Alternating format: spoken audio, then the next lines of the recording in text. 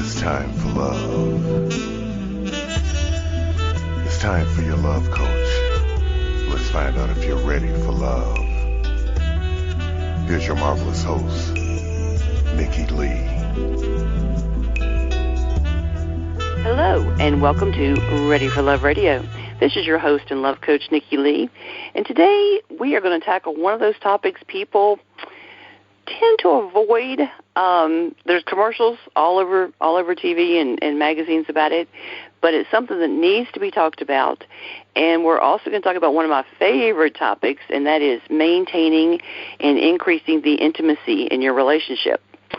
So I am going to let my guest tell you a little bit about him and a little bit about what we're going to talk about today. My guest is Michael Russer.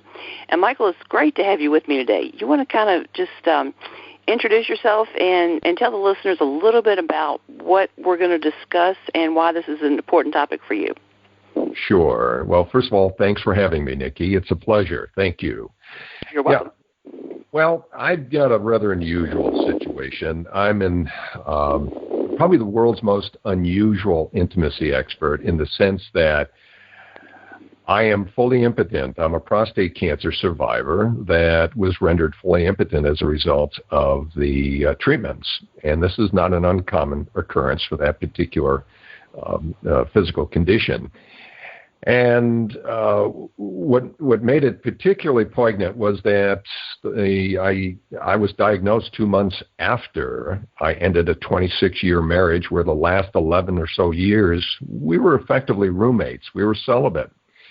And my wife had thrown herself into raising the kids, and I threw myself into my career.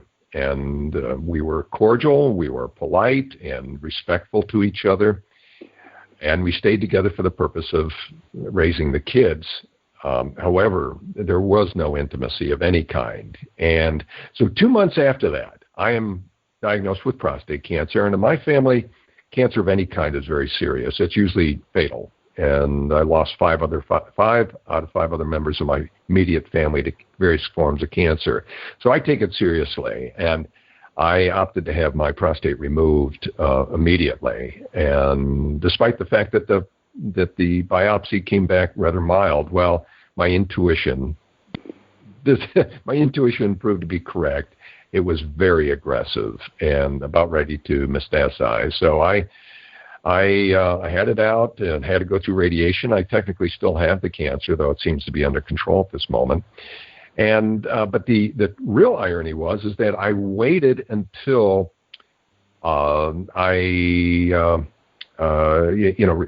separated from my wife to explore the possibility of having a new relationship, which would have been the first one in 30 years. And now I find myself completely, clinically impotent, i.e. not able to, quote unquote, perform in the traditional way that we think of in terms of sexual performance. And to say that I went through the 4 stages of loss is putting it mildly. And that usually starts out with disbelief, which I had plenty of. Then there's anger. I had plenty of that too, Nikki. I was very angry, primarily at myself, for just allowing myself to get in this situation, which I really had no control over, but that's what happens, especially with a lot of men. We tend to get angry about those things.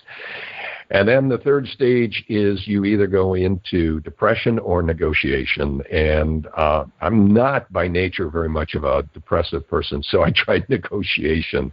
And that didn't go very far. It's just, maybe if I do this and maybe if I do that. Well, I finally got to the point with the help of my life mate, who I had subsequently met a year later, of accepting the isness of it. And in that process, opened up a world of such extraordinary emotional, physical, and even spiritual intimacy between us that I still shake my head as to how is this even possible. And I just would like to share with the listeners that my partner and I typically make love 2 to 4 hours at a time. She will climax anywhere from 7 to 9 times, occasionally 13 times, and she's postmenopausal. Never had that kind of experience before, and in fact had the typical dryness that comes with menopause, and they found intercourse to be very painful. And we don't use toys, we don't use drugs, we don't use anything. We just learned.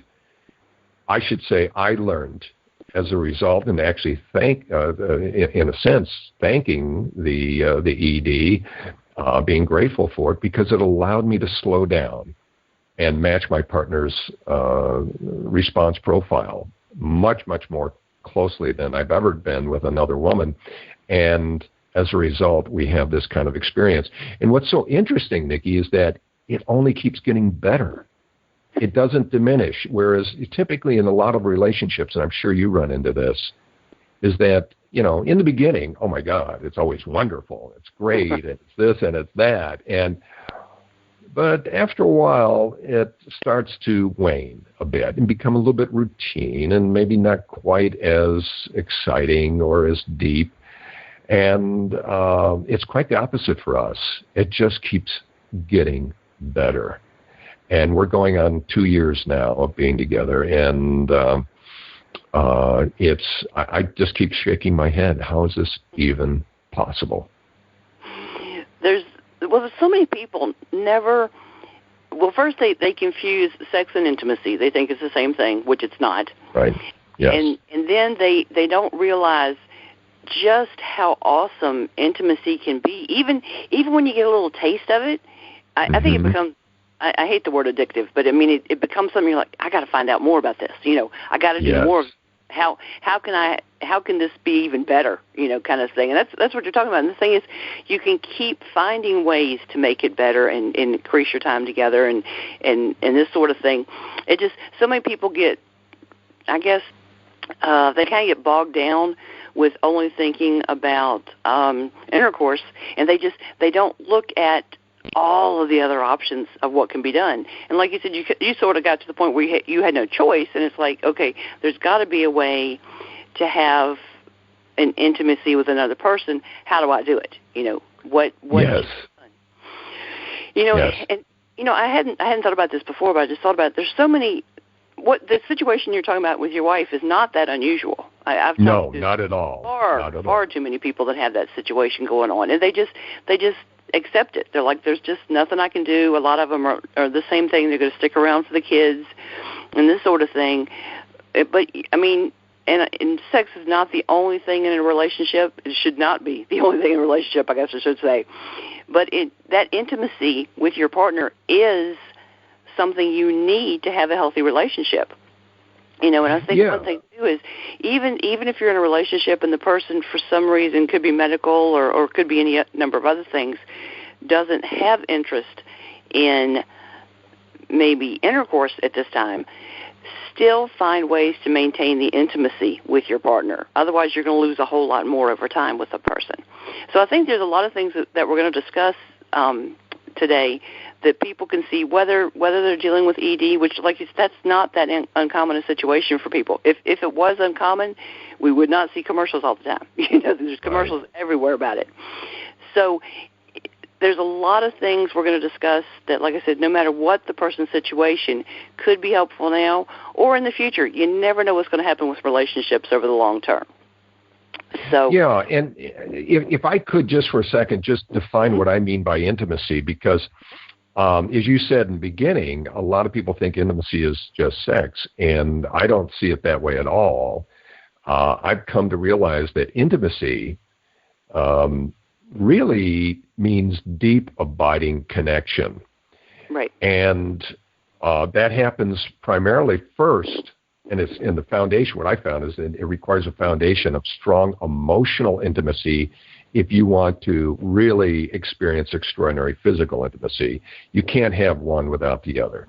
And right. I don't care how great the sex is in the beginning, it will not last if you don't have that foundation of deep, abiding connection at the emotional level.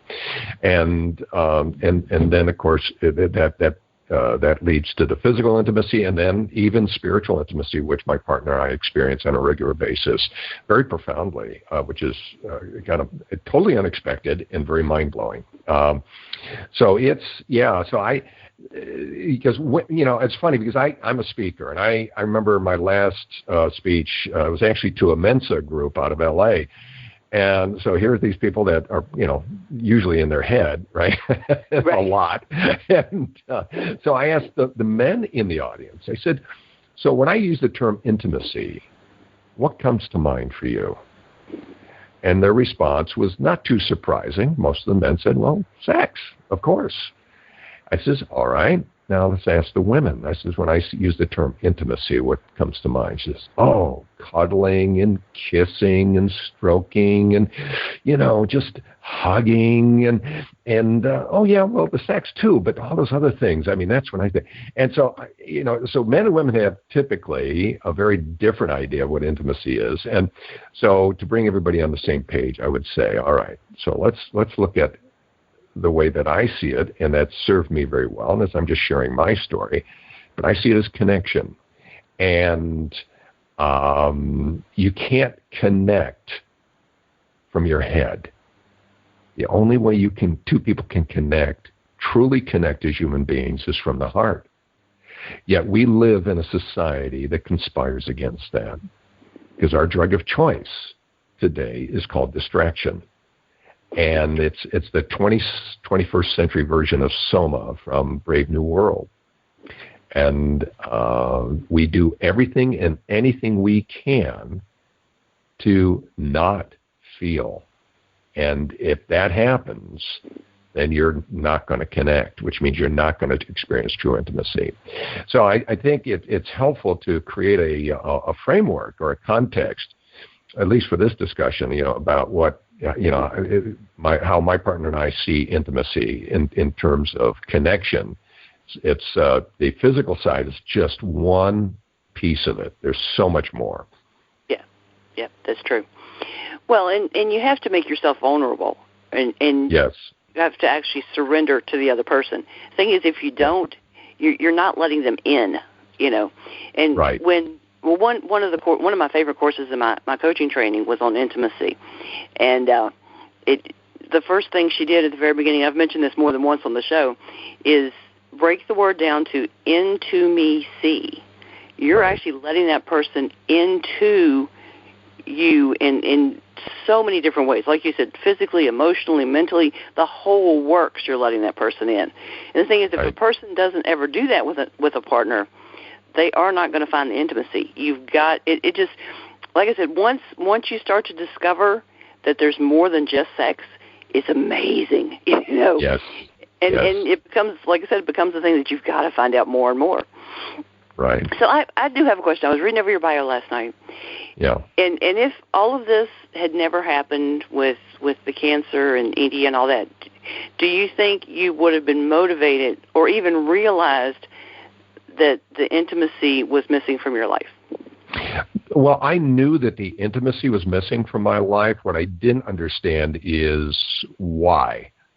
And it really, this whole process started 2 months prior to my diagnosis. It really started with a very conscious decision to start living my life heart open.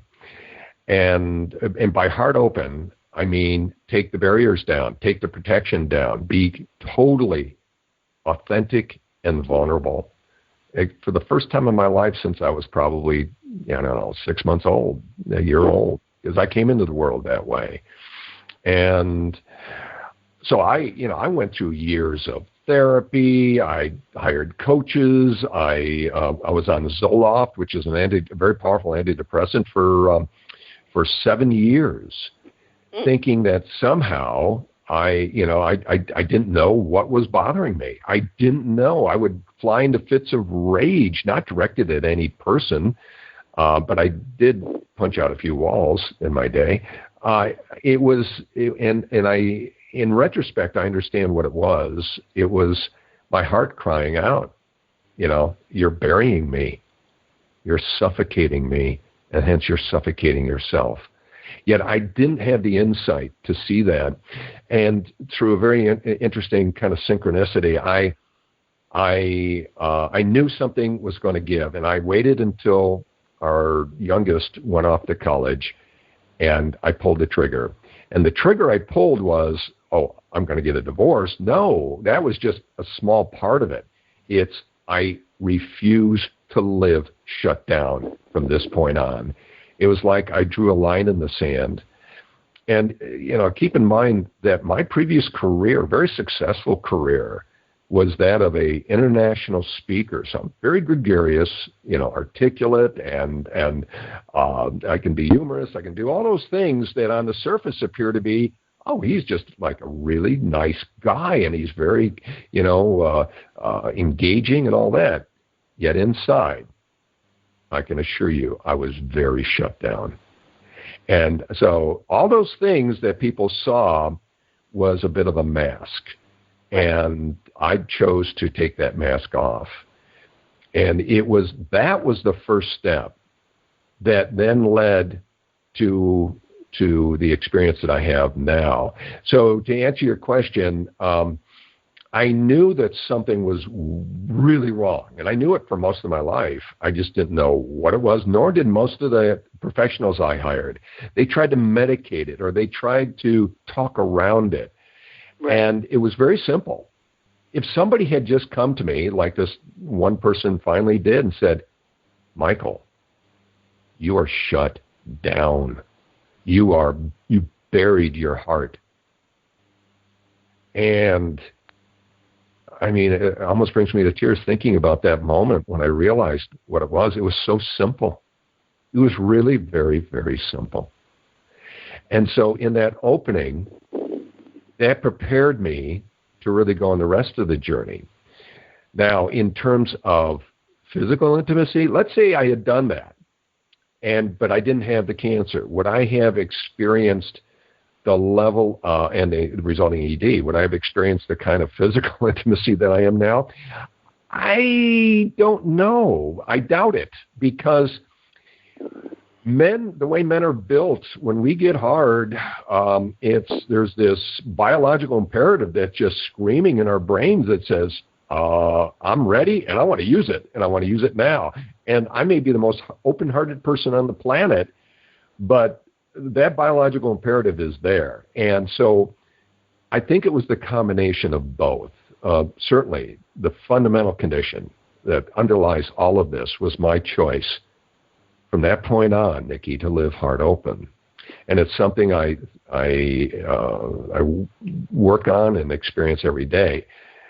But the next phase of that, which allowed me to experience levels of emotional and physical intimacy I didn't even think were even physically possible, even in the wildest imaginings, whether you're working, everything's working properly or not, I don't think would have happened. That kind of experience would have happened, and insights would have occurred without that short circuit of my ED. Now, does this mean, oh God, now everybody's got to have ED in order to experience this? No, because what this did is it allowed me to experience it, integrate it, and then assimilate it, and then now be able to share it with people in a way that they don't have to go through the same trauma I did. Right. They can benefit from the wisdom, but I had to go through it in order to experience and almost from a standpoint of disbelief, of saying, oh my God, how is this possible? And here's the other thing, is that when my partner and I got to the point, after establishing a deep emotional connection, we decided to take it to the next step. And so you can imagine this is the first woman that I was serious about in 30 years, other than my wife. So you can imagine me having that conversation with her, saying, sweetie, and I'm pointing down to my crotch, this isn't happening, and it may never happen. I said, are you willing to explore other ways of being intimate? So you can imagine, from a male standpoint, the woman looking at her left wrist saying, oh my, look at the time. I got to go. hey, I'll be in touch. That point of, talk about being vulnerable and risking. But I didn't know any other way of being at that point, because what am I going to do? I can't fake it. I mean, it is what it is, right? And so being who she is, she said, of course. And she had never been with a man that had erectile dysfunction of any kind. And so what ensued from that was just amazing. And so I think the open-hearted space, created the environment for us to really explore what was possible on the emotional, physical, and spiritual level that otherwise wouldn't have happened. And so that created the space for it. And the ED essentially eliminated the burden, so to speak, of feeling like this incredible urge. I got to use it now. What's so interesting? That was part of your motivator. That was part of the motivation. Yeah. Oh, yeah. And there is one drug that does work, but it's you have to have a direct penile injection. It's very expensive. It's not pleasant. And it's called Cerviject or something like that, I think. And it's not to be used over and over again. I mean, this is, otherwise your penis ends up like a pincushion. But we did use it just for the stamp after we were intimate for a while and having just unbelievable experiences. Decided to try it. And so we had intercourse. It was very beautiful. But here's where it gets really interesting. Afterwards, we look at each other while still in bed, and we both knew, without saying a word, that as wonderful as that was, it didn't even begin to compare to what we had previously experienced. And so I've opted to never, ever even bother with the drugs anymore of any kind. And it took me about 4 months to learn how to climax being completely flaccid. A lot of men, in fact, a lot of men and women think that if you don't have a prostate or you can't get hard, you can't climax. It's quite the opposite. Actually, because I have no off switch anymore, the climaxes are far longer and far more intense. But it took a while to learn how to do it. I had to rewire my brain a little bit.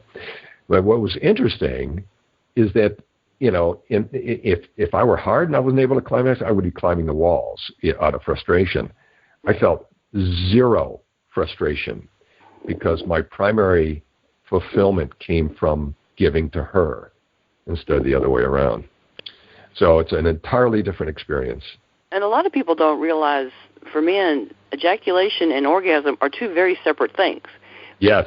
A lot of people just assume it's all one thing, and it's not. No. And the thing is, you can actually have one without the other, and you can definitely prolong. I guess prolong is the right word.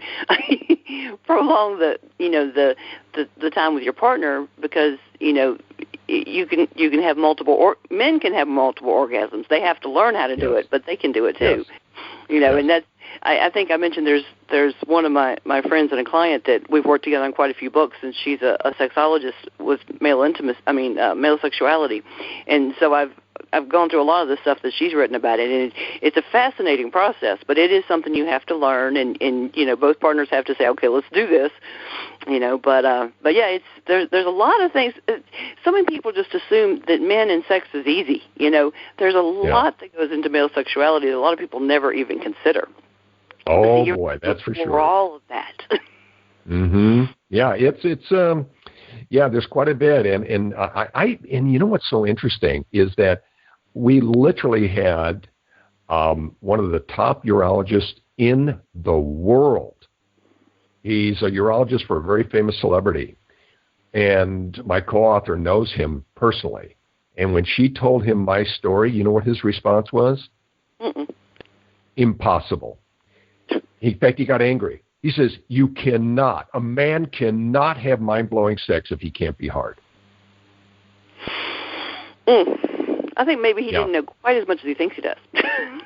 Well, I think what it was part of, this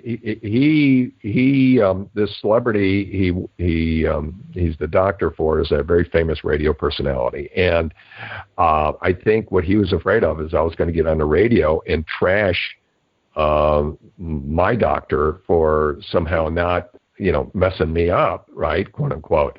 And that wasn't the case at all. So I think he may have felt a little defensive. But the point is that even some of the most highly educated doctors don't understand that erection, ejaculation, and orgasm are really three different physiological processes that in normally functioning men happen to be coincident, but they are not necessarily so. That's right. They can all happen at the same time, but they definitely don't have to. Right. So, and I know that if I don't ask this question, listeners are going to be very upset with me. And we've kind of touched on it a little bit. But since you mentioned it in your intro, we have to go back to this. Sure. So how is it possible to make love for hours? And I know a lot of people listening probably have that question. Yeah, they probably do. Well, okay, and then the typical response is this. When women first hear this, they're going, now tell me why that's fun again. And because intercourse would not be fun over that period of time. Yeah. And men are thinking, there's nobody that can keep it hard that long unless you overdose on Viagra. And even if you do, man, that's exhausting, which is true.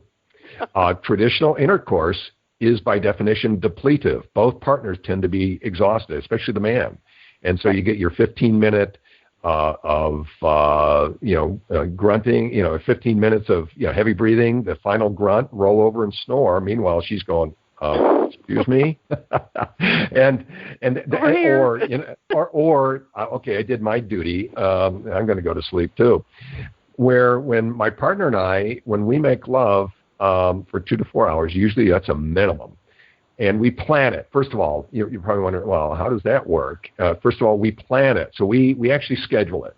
Now, some people might be thinking, well, that's not very sexy or spontaneous.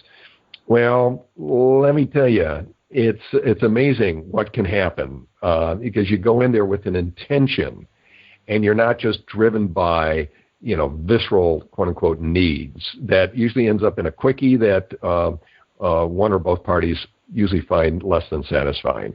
So we plan our time together like that. And we're both very busy business people and entrepreneurs. We each have our own careers. So we plan it, and we usually start out by taking a shower together, and we will take the time to scrub each other down, not sensually, but just literally to scrub each other down with a loofah. And a loofah, for those who are not familiar with that, it's a form of natural cellulose sponge from the loofah plant, and it looks like a marine sponge, but it's not. And it's wonderful feeling on the body.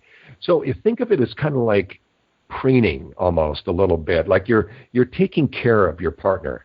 And my rule is ladies first, always.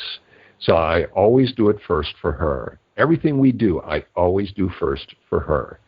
And so we scrub each other down, and that might be a half hour in the shower, right, doing that. And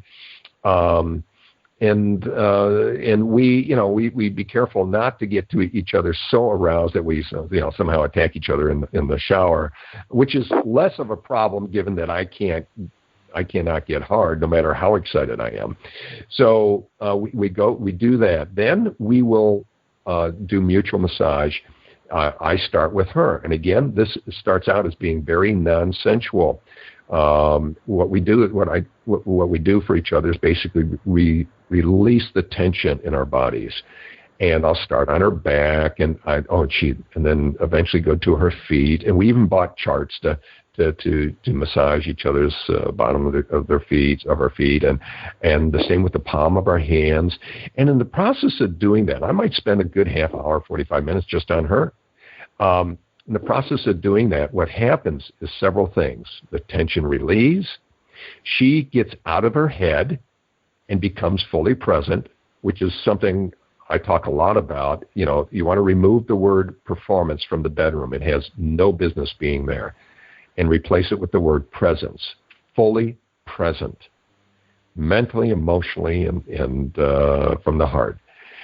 And so she starts becoming more present, and she starts getting warmed up, so to speak. Women take longer to get warmed up. Guys who are functioning properly, they're ready in like 4 seconds. But women are, take longer, thank God. And I say thank God, and I mean it because, oh my gosh, what an experience. And I'm getting immense pleasure out of just relaxing her and taking the tension out of her body. And eventually it gets to the point where it becomes a little more sensual in terms of the massage.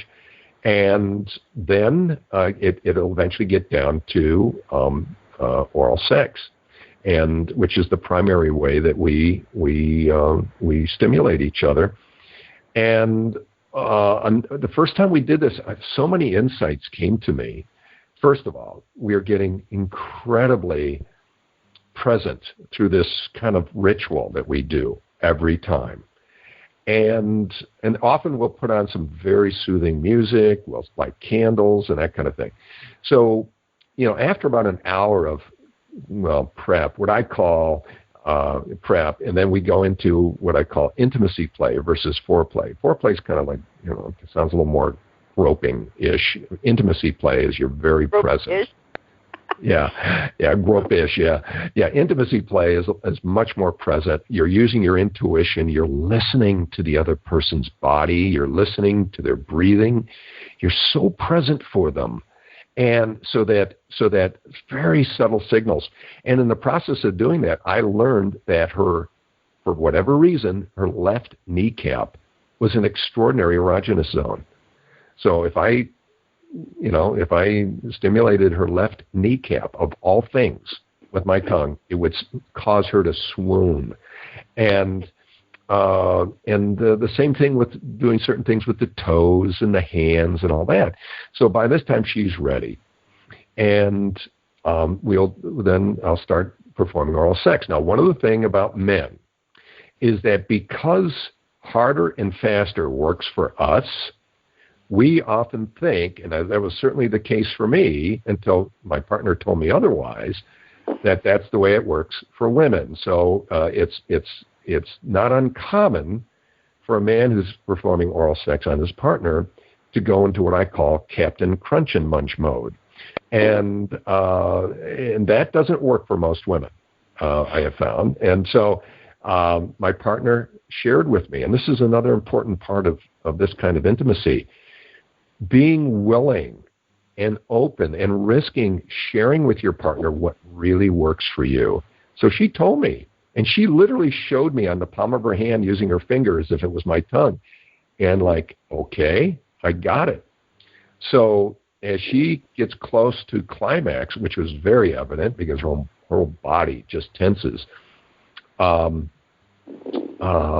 male brain starts screaming, she's getting close, harder, faster. Yet, because of my presence, I was able to fight that off, and I just kept slow, soft, and easy.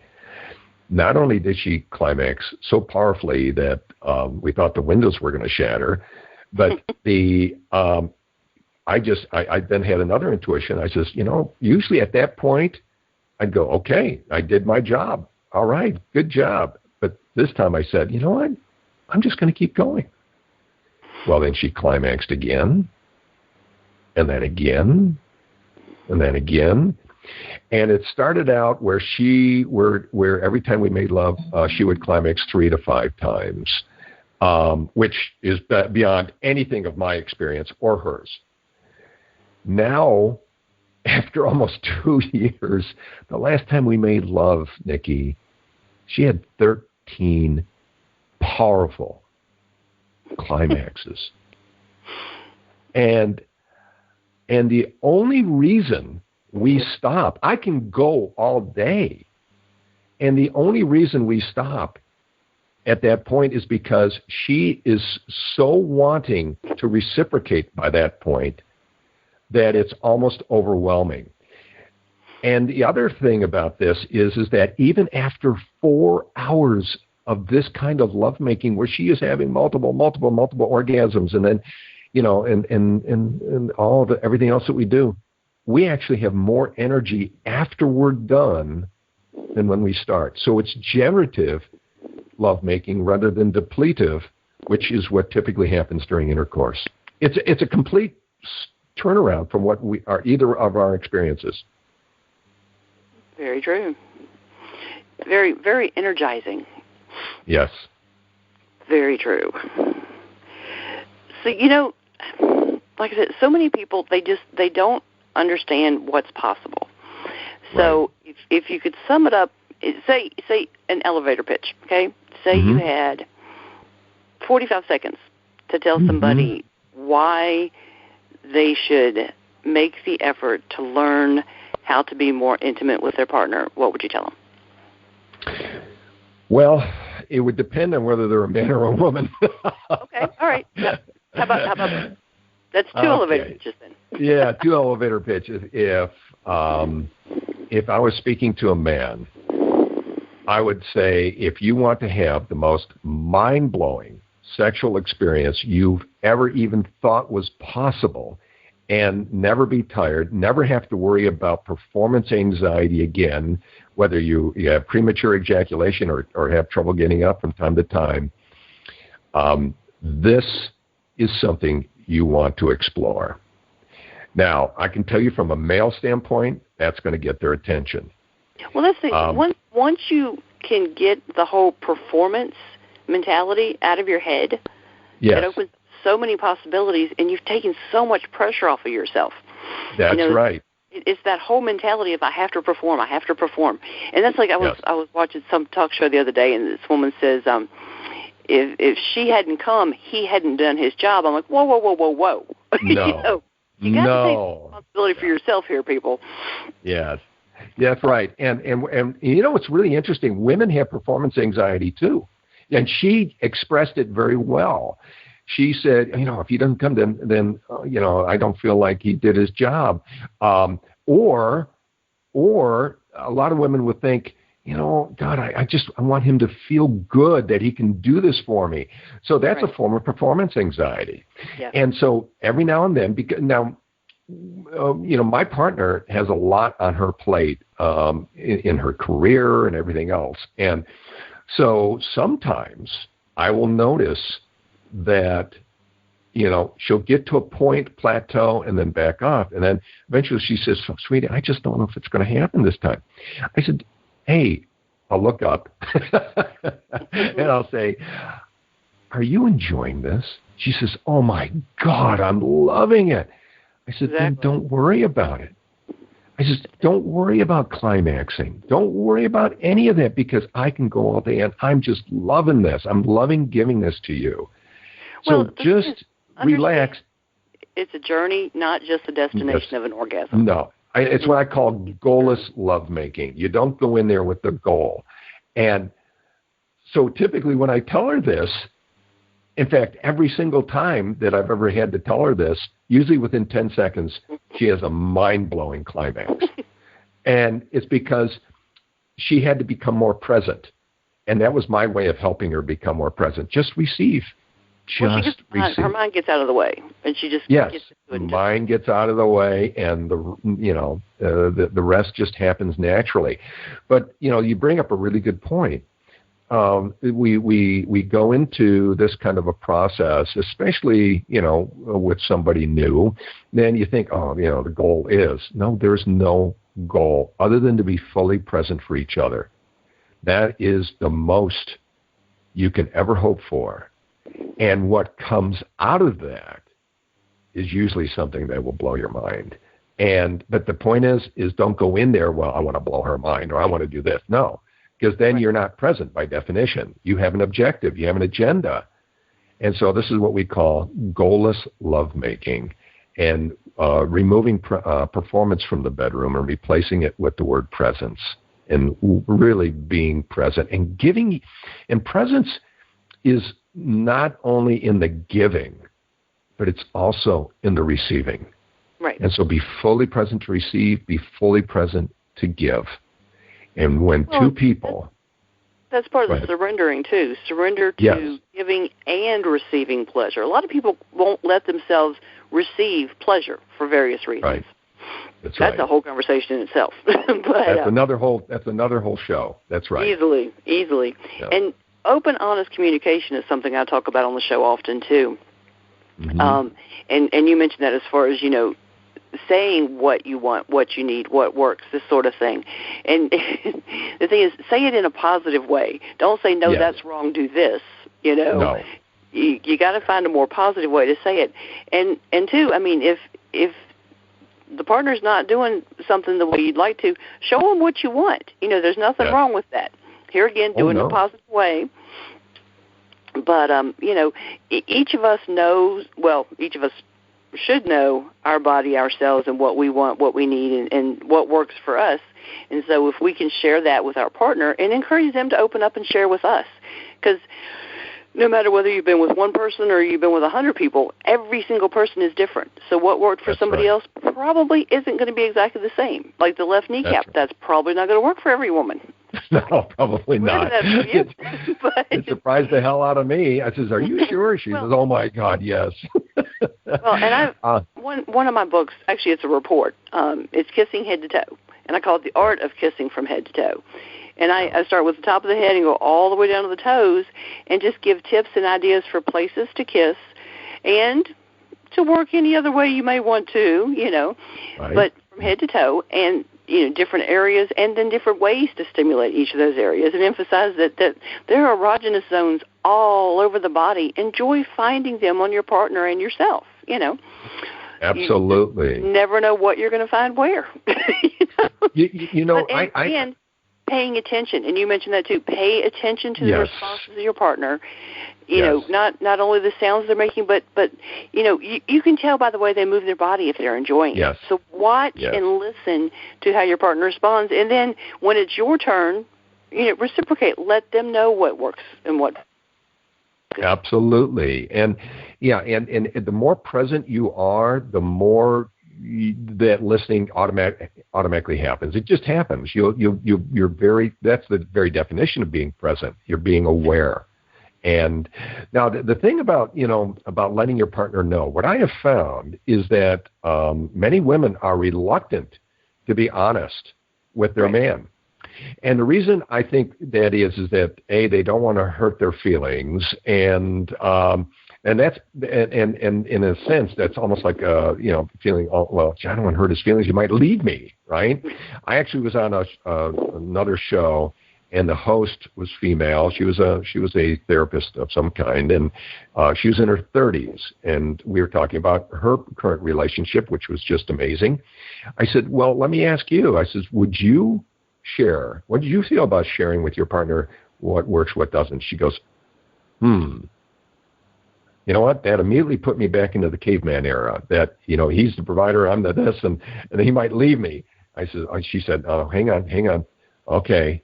Yeah, I can see that. So it's interesting how that initial, I'm afraid, I'm going to hurt his feelings, or which equates to he might abandon me. And that kind of explains this statistic that was research done out of the UK, university somewhere in the UK, that something like, I think it was 87% of women vocalize during intercourse because A, they want to hurry the guy along, and B, they don't want to hurt his feelings. And so it's, so I tell women especially, I says, look, it's incumbent upon you to be vulnerable enough to share with him what really works. And a way to do that without hurting his feelings, because being a male, I kind of know what would be, be devastating versus what would be helpful, is to go something like this. Sweetie, what we do together is just amazing. How would you like to take it to the next level? Well, you say that to a guy, their ears are going to perk up, right? And so let me share with you what just will send me over the edge more than you can even imagine. I mean, you're doing an awesome job now, but would you be willing to explore something even further? And that, you can just see the guy going,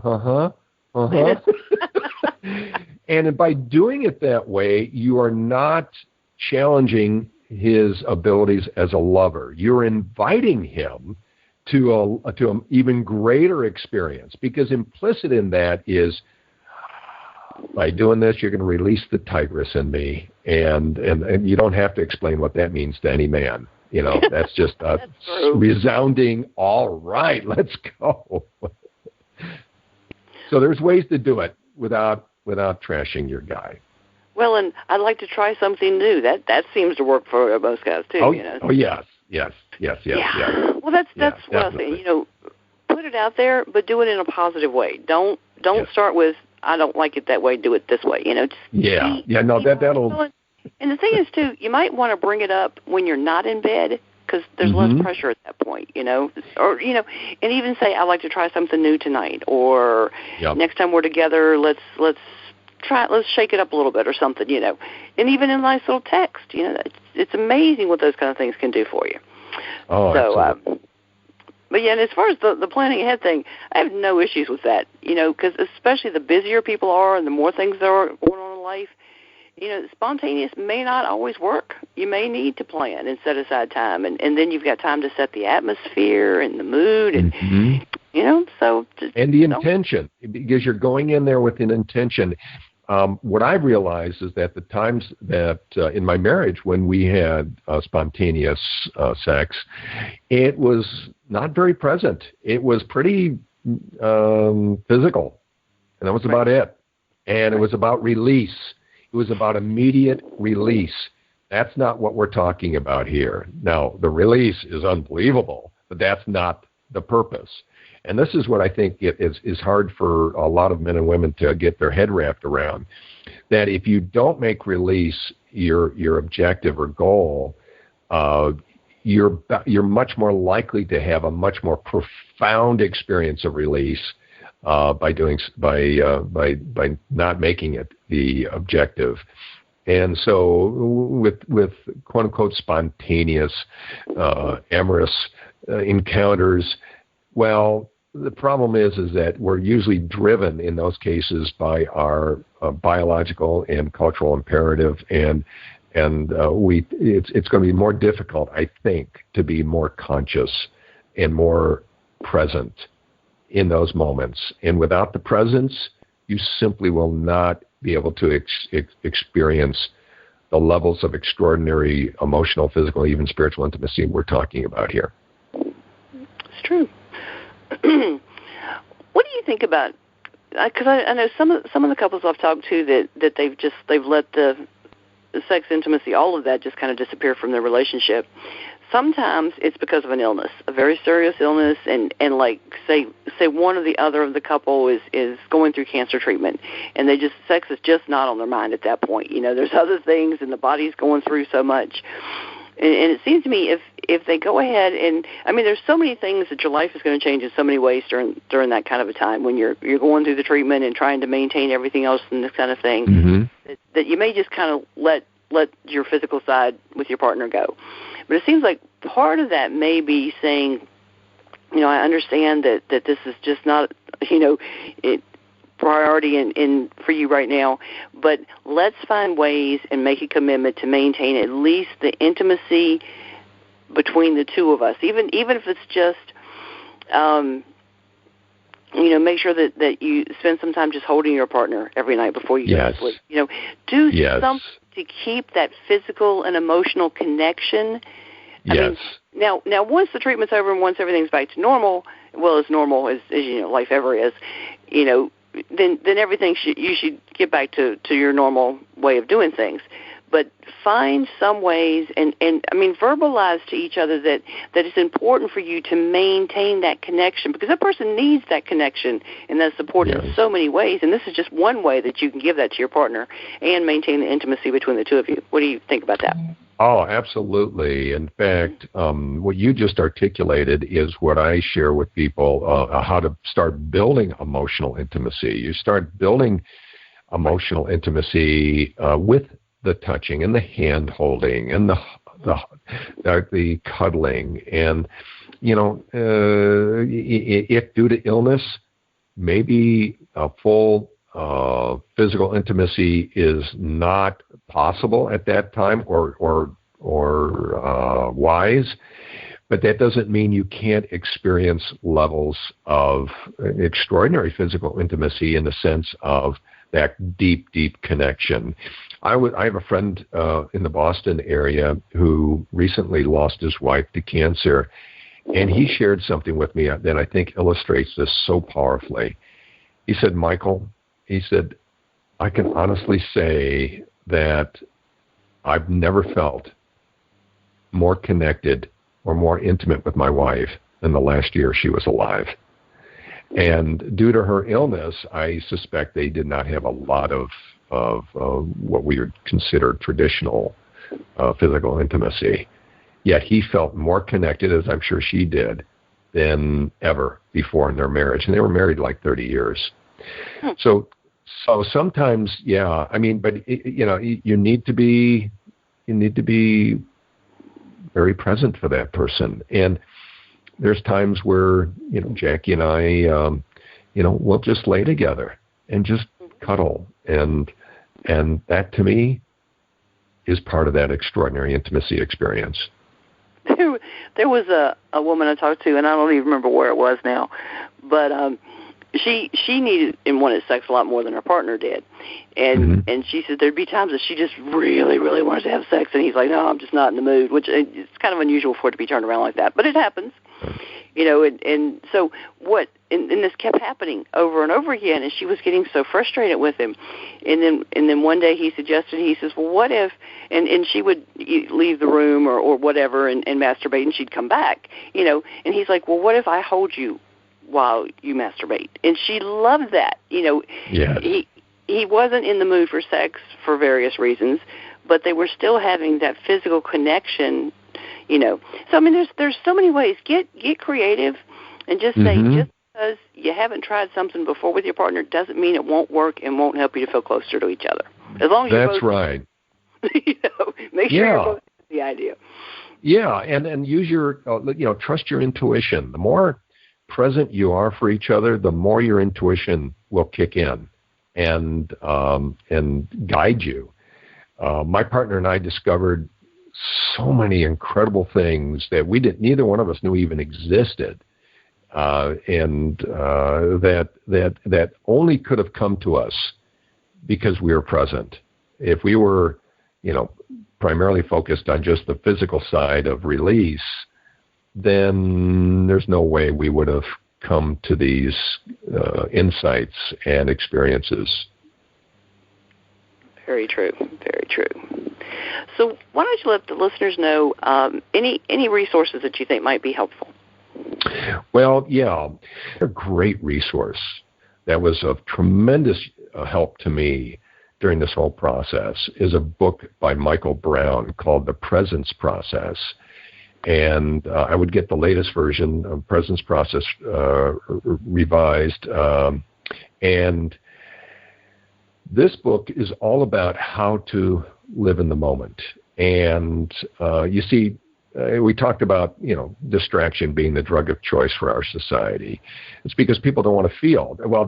Let me rephrase that. They don't want to feel bad things. They don't want to feel discomfort. They don't want to feel things that are painful.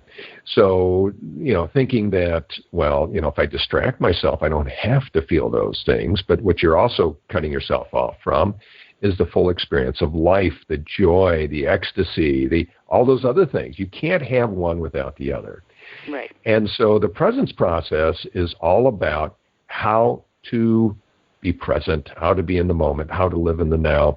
And he has a wonderful phrase there. It's a fairly sizable book, but it can be distilled down to one sentence that comes from him, and that is, life's not about feeling better.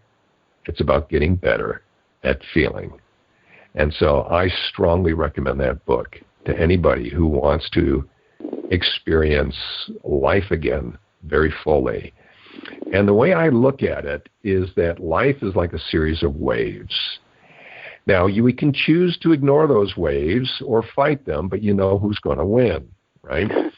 And some of these waves are thrilling and exciting and wonderful, and some waves are scary as hell. But the thing is that they're all waves, and they will pass. If you're feeling ecstatic and euphoric and wonderful this moment, it will pass. If you're feeling miserable and depressed and this or that, or feeling things that you just prefer not to feel, it will also pass. But the key here, the key to everything we've been talking about today is the willingness to live again, which means the willingness to feel everything and not succumb to the temptation to distract ourselves to oblivion and wonder why we feel so numb and disconnected. And so that is a really, really good resource to help people with that process. Very good. Well, we are actually out of time, would you believe? No, I can't believe that. I know. Time always flies when you're talking about relationships. Oh, so I am hoping that the listeners got some great information today. Remember that after the show, it will be in the archive, and you can listen again anytime. And for additional information about a whole wealth of topics on relationships, intimacy, love, and sex, check my website, www.lovecoachjourney.com. And I will see you again next time on Ready for Love Radio.